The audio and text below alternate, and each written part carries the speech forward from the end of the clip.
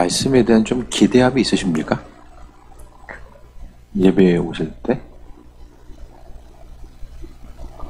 시간 되시면 오십니까? 아니면 찬양과 말씀을 통해서 주실 것에 대한 좀 기대함과 소망함이 있으십니까?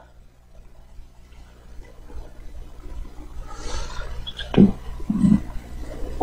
다른 것보다도 찬양에 대한 기대함, 이 말씀에 대한 기대함 가지고 신앙생활을 할 수 있다는 게 정말 큰 은혜이고 복입니다. 그 정말 복받은 삶이에요. 그 기대함을 가지고 신앙생활을 할 수 있다는 게 여러 가지 다른 신앙생활 하면서 여러 가지 조건들 또 점검해야 될 것들 조금 더 편리한 많은 것들이 있겠지만 전 핵심적인 것은 예배를 향한 말씀을 향한 또 기도를 향한 그 기대함이 중요하지 않을까라는 생각을 해보게 됩니다. 오늘 말씀에 오병이어의 기적이 나오는데 잠깐 그런 생각이 들었어요. 제가 설교는 학문적으로 준비하는데 이 재단을 통해 선포될 때 하나님께서 좀 은혜로 풀어주신다. 좀 그런 생각이 좀 문득 이런 잠깐 이렇게 들더라고요. 그런 생각들이 말씀을 통해서 이런 은혜를 끼쳐야 되겠다 그런 것보다는 전체적인 상황과 또 배경들 또 그것을 통해서 하나님께서 말씀하시고자 하는 것들이 무엇이고 또 교회 공동체는 지금까지 본문의 내용을 가지고 어떻게 해석해왔고 그 말씀을 어떻게 적용해왔고 이 말씀을 통해서 어떻게 실험해 왔는가 여러 가지 것들을 좀 준비함에 있어서 나머지 것들은 이제 하나님께서 설교 말씀을 통해서 교회에 필요한 은혜대로 각각의 필요한 은혜대로 하나님께서 베풀어 주시지 않나 그런 생각을 좀 잠깐 해봤습니다. 오늘 오병이어의 기적 오병이어의 기적이 본문을 준비할 때는 처음에는 어쨌든 헌신 부분에 있어서 중심을 두었는데 그게 아니라 좀 더 이제 말씀을 연구하고 가면서 이게 이제 핵심적인 것은 머릿속에 한 장면의 딱 사진 이 사진이 뭐냐면은 천국 사진이 하나님 나라 그 예수님과 함께 먹고 마시는 그 천국에서의 한 장면이 지금 이 땅에서 이루어진 한 장면. 그러니까 쉽게 이야기하면 예수님과 다른 많은 사람들이 먹고 나누고 즐기면 이게 잔치일 수도 있고 소풍일 수도 있고 그러니까 뭐라고 이야기할까요? 옛날에 보면은 그 윈도우 95인가 XP인가 저기 보면은 이렇게 바탕화면에 있잖아요. 그 푸른 언덕 같은 그런 데다가 단체로 이제 식사하고 있는 그 단체 사진 그런 비슷한 이미지. 그러니까 예수님과 사람들이 함께 먹고 마시는 거 그 그림을 통해서 사람들은 하나님 나라는 이런 곳이야. 오늘 본문의 내용을 통해서 사람들은 천국이 바로 이런 곳이 아닐까. 주님과 더불어서 함께 먹고 마시고 기쁨이 있는 것. 그리스도 예수 주님께서 먹여주시고 또 채워주시고 공급해주시고 함께 더불어 나누는 곳이 바로 이와 같은 모습이 아닐까.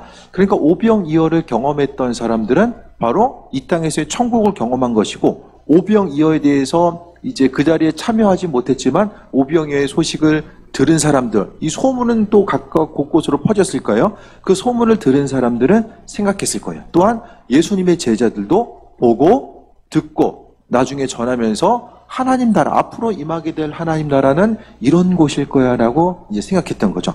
그래서 오병이어의 사건은 마치 천국에서의 한 장면을 사진을 찍은 것처럼 세상 가운데 펼쳐져 있는 모습, 이 땅에서의 모습이지만은 그것이 하나님 나라의 모습이라는 것을 우리는 이 오병이어의 기적을 통해서 발견할 수 있다라는 거야. 30절에 보면 사도들이 모여서 자기들이 행한 것과 가르치는 것을 낱낱이 구하고 그 다음에 너무 이제 다니면서 복음을 전하다 보니까 힘든 거예요. 쉬려고 했는데 그런데 오고 가는 사람이 많아서 음식 먹을 겨를도 없었다라고 이야기합니다. 수많은 사람들이 예수님의 말씀을 듣기 위해서 몰려든 거예요. 말씀을 듣기 위해서 왜 몰려드냐면은 희망이 거기 있었기 때문에 많은 사람들이 힘들고 어려운 시기에 하나님 말씀으로부터 예수님의 말씀으로부터 새 힘을 발견하고 살 소망을 발견했기 때문에 이들이 다 할 일 없어가지고 모인 사람들이 아니라 소망이 그리스도 예수께 있다라는 사실에 대해서 기대함을 가지고 모여드는 수많은 사람들. 그래서 제자들은 음식을 먹을 겨를도 없었습니다. 32절에 배를 타고 한적한 곳으로 갔는데 근데 33절에 보니까 그들이 가는 것을 보고 많은 사람들이 그들인 줄 알지라. 제자들이 좀 한적한적 곳으로 가려고 하는데 다른 사람들이 먼 데서부터 와서 도보로 달려서 그들보다 먼저 간 거야. 그러니까 여기서 볼 수 있는 것은 말씀에 대한, 주님의 말씀에 대한 갈급함 자체가 얼마나 컸었는가를 보게 됩니다. 예전에 이제 한국교회 부흥회나 일주일씩 했잖아요. 각자 먹을 거 싸가지고 와서 밥해 먹으면서 이제 부흥회했다고 하잖아요. 먼 곳, 교회가 지금은 많이 있지만은 정말 교통 수단도 발달돼 있지 않은 그때에 몇 시간씩 걸어 다니면서 교회를 또 가서 이 말씀에 대한 사모함이 있었던 거죠. 그러니까 중요한 것은 하나님께서 우리에게 풍성한 것으로 주시기도 하지만 그 풍성한 것을 받는 우리의 마음의 자세, 서두에 대해 제가 말씀드렸던 것처럼 그 하나님 말씀을 받는 우리 그릇 자체가 어떠한가, 기대함과 소망함과 그 가운데서 주님의 도우심과 인도하심이 무엇일지에 대해서 기대함을 가지고 바라보는, 그게 이제 중요한 거죠. 그래서 많은 사람들이 도보로 먼저 달려왔다라고 해요. 말씀에 대한 갈급함, 어떻게 하면 주님의 말씀을 조금 더 들을 수 있을까? 그것 때문에 갈급한 심령을 가지고 사람들이 모여들게 됩니다. 그러니까 이 시대 가운데서 예배에 참여하는 이들, 말씀의 홍수의 시대를 살아가고 있다라고 하잖아요. 근데 그 말씀의 홍수의 시대지만 그것을 통해서 우리가 점검해 봐야 될 것은 하나님의 말씀을 통해서 우리가 또 승리하는 온전한 삶을 살기 위해서는 그 말씀에 대한 갈급함과 또 교회 공동체를 향해서 주시는 하나님의 뜻과 인도하심과 예비하심이 무엇인지를 발견해야만 합니다. 그러니까 말씀에 대한 기대함, 이제 요즘에는 이제 유튜브가 발달되다 보니까 교회 가운데서도 이제 어차피 앉아서 예배드리니까 유튜브로 본인 교회 목사님 설교 듣는 분도 있지만 또 교인 수보다 유튜브로 참여하는 데들이 더 많은 데들이 또 있거든요. 물론 이게 많은 분들이 설교를 잘하시는 목사님들이 있어요. 아주 탁월한 분들이 이제 많이 계시죠. 근데 중요한 것은 잊지 말아야 될 것은 나 자신에게 필요한 메시지 자체는 각각의 속한 교회에 있어서의 담임 목회자를 통해서 그 말씀이 전달된다라는 거예요. 예를 들어서 유튜브에 말씀, 그러니까 설교 말씀 아니더라도 여러 가지 지식과 정보를 전달해주는 많은 분들이 있지만 그것들이 이제 들었을 때는 이해는 되는 것 같은데 유튜브로 인하여서 어떤 피가 되고 뼈가 되는 이런 지식적인 체계 자체가 잘 세워지지는 않아요. 순간적으로 알고 있는 지식으로서는 채우지만 그게 정말 뼛속까지 녹아들지는 않는다라는 거야. 스스로 어떤 책을 보고서 적극적으로 어떤 행동이 있지 않으면 그게 힘들다는 거죠. 그러니까 어쨌든 우리가 세상 가운데 여러 가지 것들이 있지만은 하나님 말씀을 또 제단을 통해서 하나님께서 그 말씀을 내게 주신다라는 그 기대함과 소망과 갈급함을 가지고 나아갔을 때에 하나님 생명의 메시지를 전달해 주시는 거예요.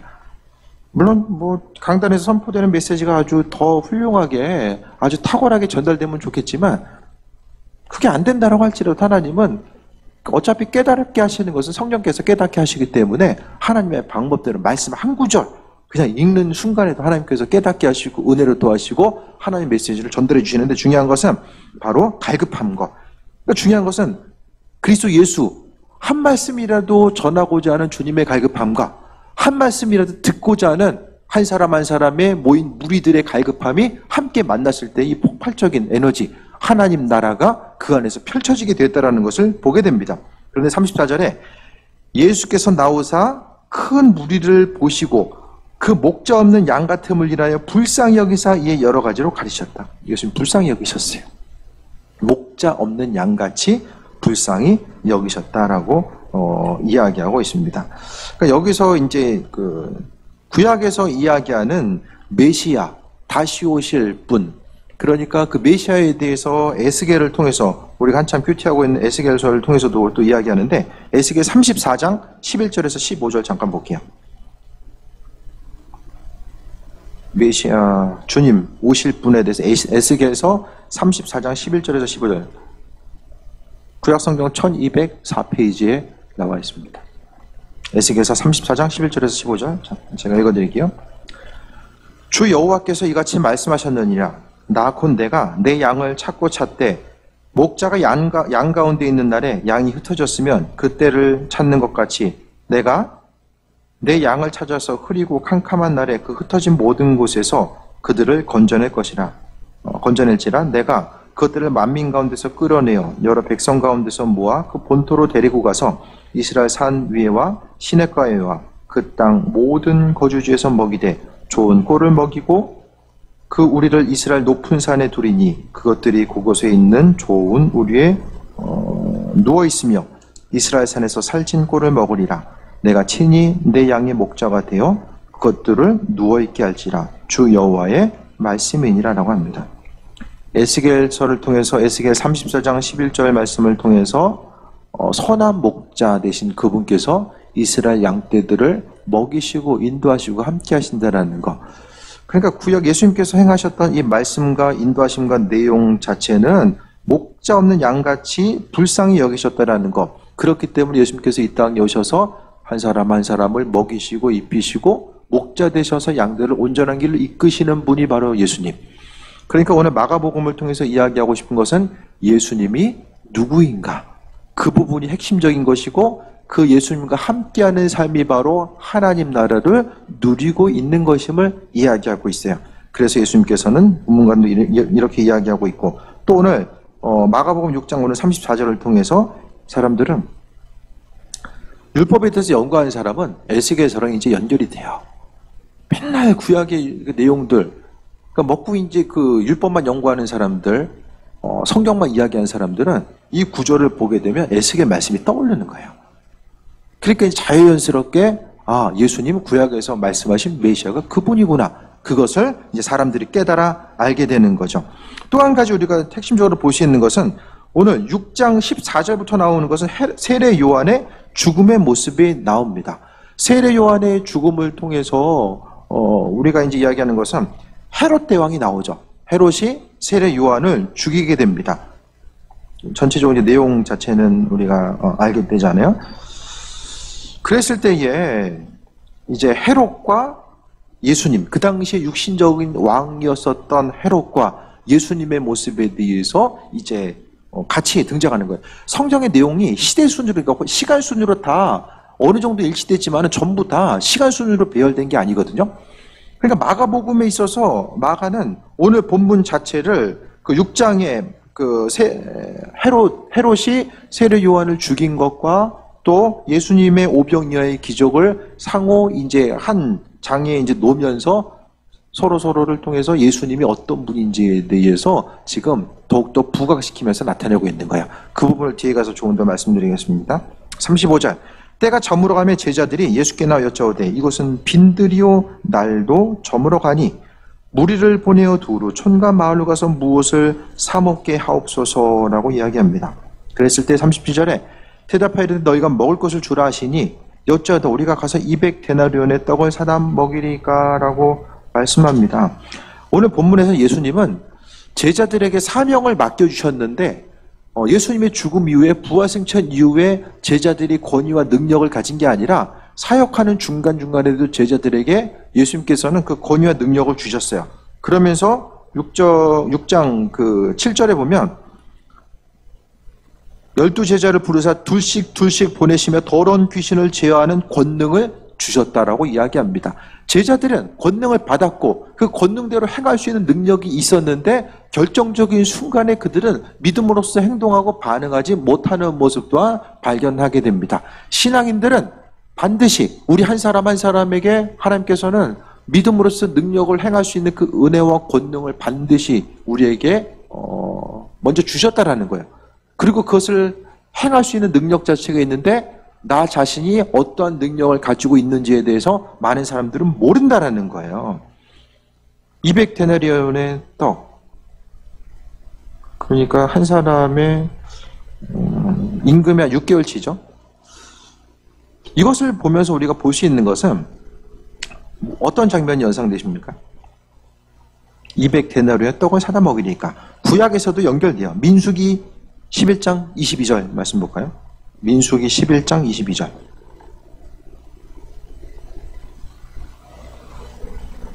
민수기 11장 22절. 구약성경 213페이지, 민수기 11장 22절. 오늘은 좀 찾는 데가 나와요.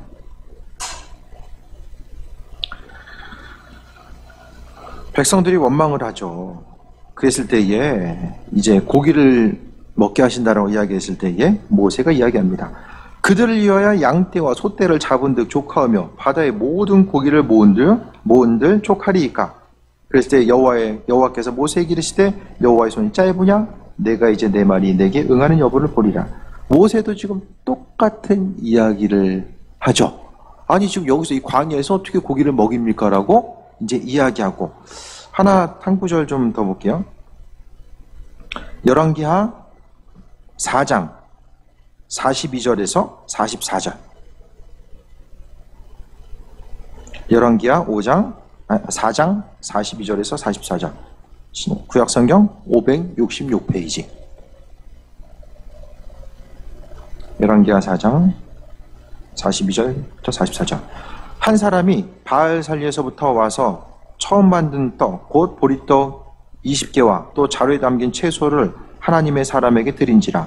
그가 이르되 무리에게 주어 먹게 하라. 그 사환이 이르되 내가 어찌 이것을 100명에게 주겠나이까 하나. 엘리사는 또 이르되 무리에게 주어 먹게 하라. 여호와의 말씀이 그들이 먹고 남으리라 하셨느니라. 그가 그들 앞에 주었더니 여호와께서 말씀하신 대로 먹고 남았더라 라고 이야기합니다.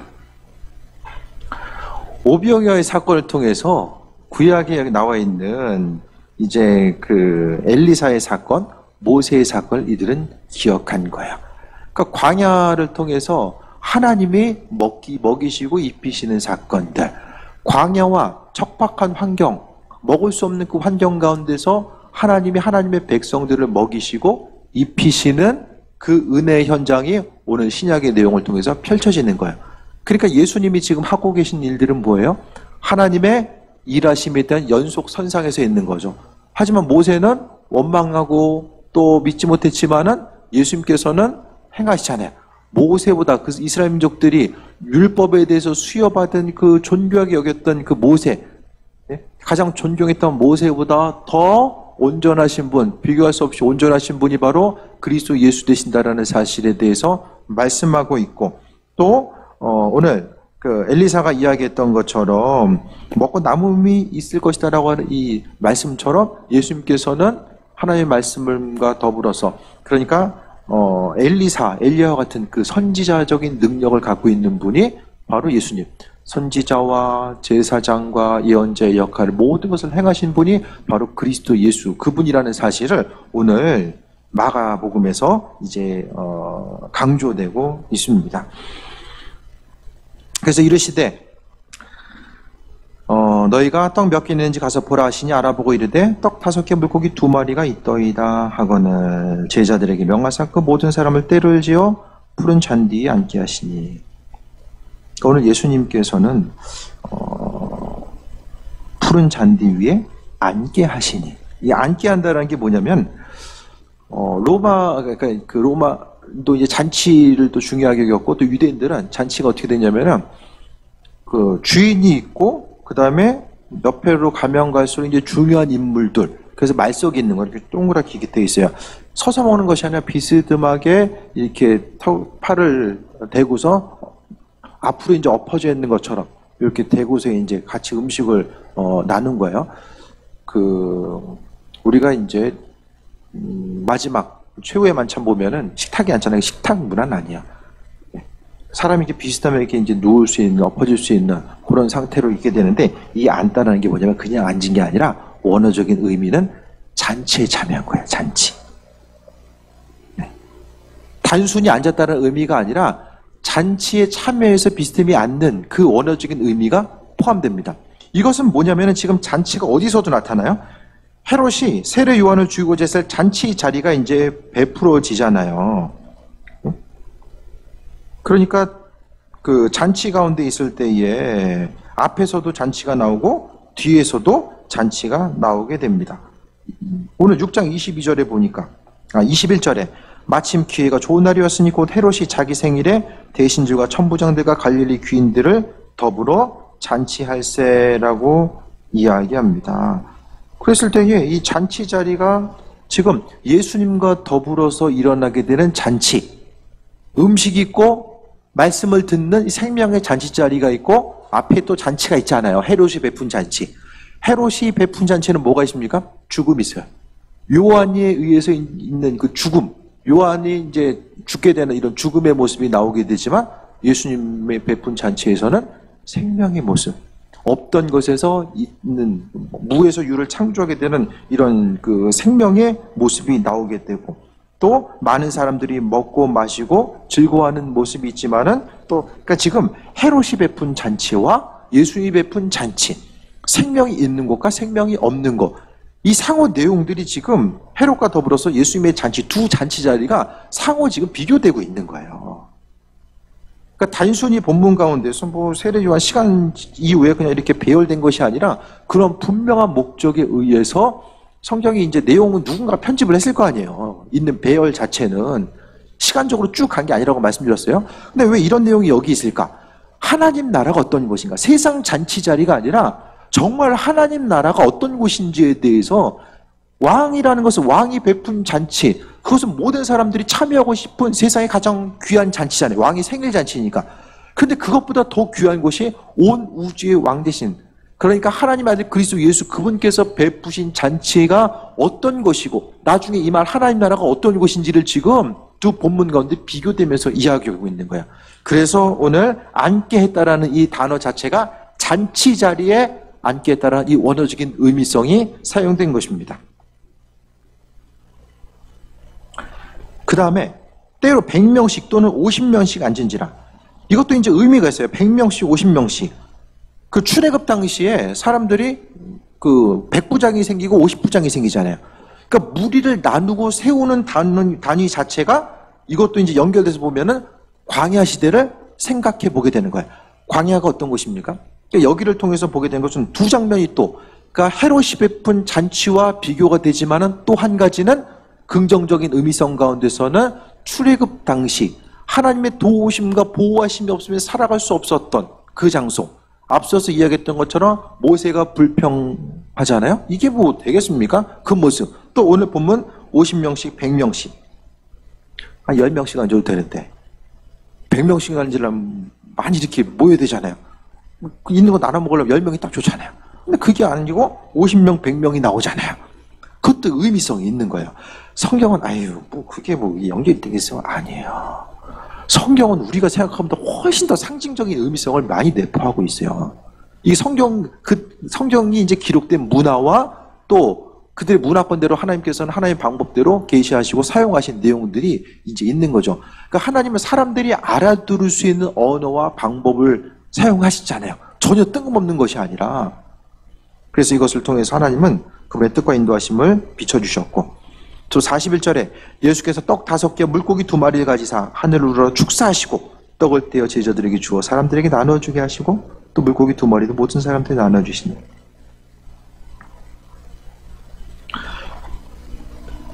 그리스도 예수께서 부족한 것인데 나눠줌을 통해서 부족함이 없게 하는 것. 영적인 은혜와 축복, 말씀을 공급받음으로 인해서 영적인 은혜와 축복이 있고 음식을 나눔을 통해서 육적인 축복. 그러니까 오늘 주님께서는 우리에게 날마다 영적인 면만 강조하시고 아무리 힘들거려도 버텨야 돼 영적인 면만 계속 강조하셨던 것이 아니라 우리의 육신적인 필요 또한 분명하게 채워주셨다라는 거예요.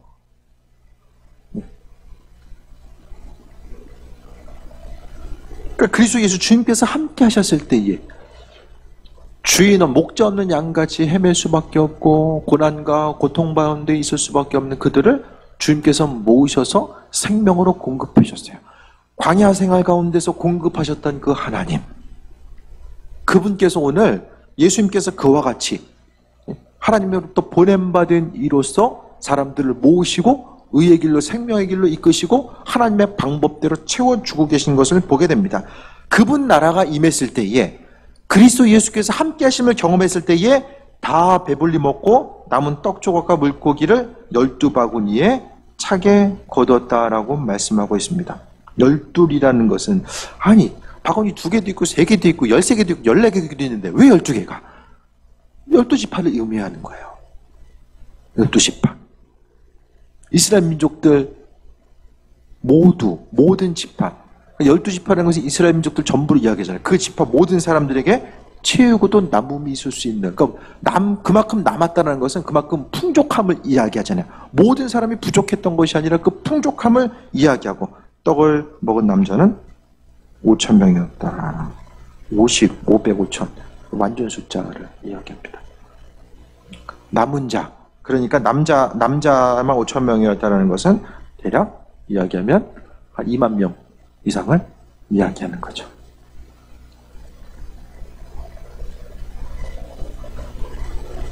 오늘 본문을 통해서 이제 오병이어의 헌신을 또 이야기하기도 합니다. 누군가가 헌신을 통해서 많은 사람들이 먹고 나누게 된 헌신을 이야기하지만 오늘 본문 가운데 다른 한편 보게 되면 이것이 천국이다.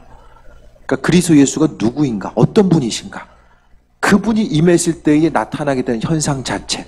그러니까 우리가 천국에 가면 이 오병이어의 사건들을 경험한 것처럼 우리는 주님과 더불어서 먹고 마시고 나누는 것. 그러니까 제자들이 힘들고 어려웠을 때에 사람들이 힘들면 예전에 좋았던 기억을 하잖아요. 힘든데 예전에 힘든 기억 또 해요? 가뜩이나 힘든데 예전에 더 힘들었었는데 그거 기억 아니라 조금 그래도 좀 사람이 시간이 지나고 나면 힘든 기억도 조금 좋은 기억들로 남기도 하잖아요. 여기 통해서 보게 되면 제자들이 힘들고 어려운 상황, 복음 전파해야 되고 계속해서 움직여야 되는데 이전에 천국에 대해서 제자들은 분명히 소망했겠죠. 하나님 나라 어떤 곳일까 했을 때 그들은 분명히 다른 여러 가지 장면도 있겠지만은 오늘 본문 가운데 보게 되면 이게 봄인 것 같아요. 우기 때 빈들에 모여서 이제 봄 정도로 이제 보여지게 되는데 그것에 모여서 예수님께서 그 수많은 사람들에게 먹을 것을 공급해 주시고 먹을 게 있으니까 풍성함이 있고 오병이어에 먹을 것을 먹은 사람들은 어떤 생각을 했을까요? 그들은 배고팠는데 예수님께서 주셨다. 단순히 배고픈 건 배 부른 그것만 생각했을까요? 말씀의 의미성을 그들은 서로 먹고 마시면서 다시 깨달아 알았을까요? 그리스도 예수 그분께서 말씀하신 생명이 무엇이고 예수님이 하나님의 아들 되심, 육신적인 배고픔의 채움은 영적으로 채워짐을 더욱더 가속시키는 거죠. 우리가 사람이 연약하기 때문에 하나님은 우리의 연약함을 아시기 때문에 육신적인 필요를 채워주심을 통해서 하나님의 살아계심과 인도하심을 우리가 경험할 수 있도록 은혜로 베풀어 주세요. 힘들고 어려울 때에 하나님 이끄시고 인도해 주세요. 저는 올해가 가장 하나님을 향해서 감사하다는 생각을 가장 많이 하는 것 같아요. 올해가 가장. 환경 가운데서는 정말 어려운 시기이지만 그래도 그 가운데서 어려움 가운데서 세우시고 인도하시고 채우신 하나님의 인도하심을 보니까 더욱더 감사가 나올 수밖에 없어요. 그러니까 여러분도 마찬가지 힘들고 어려울 때 있지만 그래도 하나님께서 우리의 심령 가운데 여기까지 강건함으로 지키시고 인도하시고 함께하신 모든 것들을 바라봤을 때에 광야 가운데서 배고픔이 있었기 때문에 하나님의 채우심 또 그리스도 예수 주님께서 채워주심을 경험하고 세임 어떤 것, 그러니까 영적인 배고픔, 육적인 배고픔이 예수님을 만나서 해결되잖아요. 그 배고픔의 순간은 어려웠지만은 해결됨을 통해서 이들의 믿음은 더욱더 성장할 수밖에 없었습니다. 그러니까 예수님께서는 우리가 힘들지만 무조건 버텨야 돼 그게 아니라 우리가 정말 우리 육신의 연약함을 아시기 때문에 육신적인 배고픔도 채워주시고 인도하시고 함께하심을 통해서 그 마음속에 천국이라고 하는 것을 미리 맛볼 수 있는 그 은혜를 경험하게 하신다라는 거예요. 제자들은 이 짧은 기억들, 이것을 통해서 어쩌면 힘들고 어려운 시기에 주님과 더불어서 먹고 마시고 풍성함으로 수많은 사람들이 나눴었던 그것을 보면서 그들 유대인들의 영혼 구원, 이방인들의 영혼 구원에 대해서 생각하고 새해 먹고 나아갔을 거예요. 마치 사도 바울이 다메섹 도성에서 예수님 만난 그 순간의 기억을 통해서 그의 평생의 삶을 정진해 그리스도 예수 주님 바라보며 나아갔던 것처럼. 그래서 성경의 순간순간을 통해서 예수님은 누구인가? 그 예수님과 함께 있을 때의 우리가 누릴 수 있는 것이 무엇인가?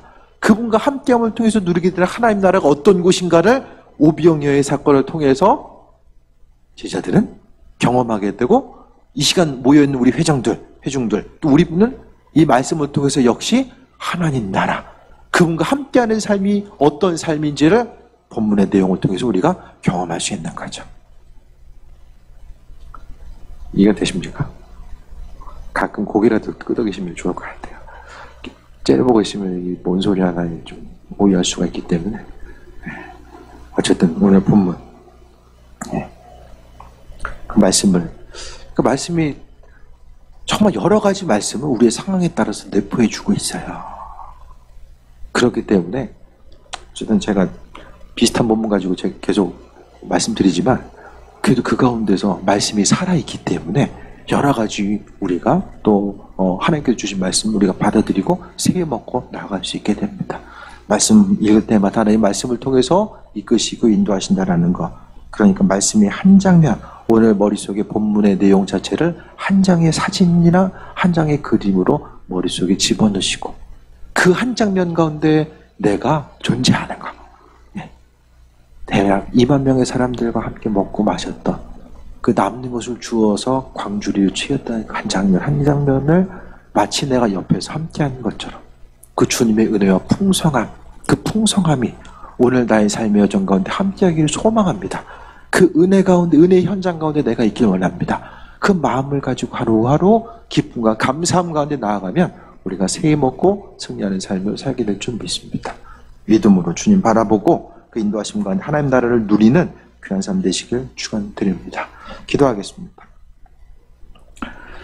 날마다의 삶의 여정 가운데 또 순간적으로 순간순간 반복되고 또 그냥 평범해 보이는 일상 가운데서도 날마다 주님은 일하고 계시고 우리에게 은혜로 베풀어 주심을 믿습니다.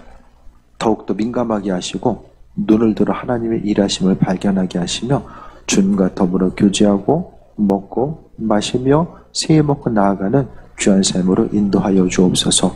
주님께서 비록 눈에 보이는 환경 가운데 없어 보이고 불가능해 보이는 그 일들이지만 예수님의 손에 붙들렸을 때에 나누고도 남을 수 있는 그 풍성함이 있었던 것처럼 주님 우리의 삶의 여정 가운데 날마다 새임을 하시고 은혜도 하시고 풍성하로 베푸시는 그 주님의 손길을 경험할 수 있도록 이끄시고 우리의 심령 가운데 하나님 나라에 대한 그 장면, 주님 나라에 대해서 앞으로 누릴 그 소망함과 기대함, 그 한 장면이 우리 심령 가운데 있어서 순간순간 그 좋은 기억을 가지고 앞으로 달려갈 수 있도록 은혜 베풀어 주옵소서. 크신 사랑에 감사드립니다. 예수님의 이름으로 기도드립니다. 아멘.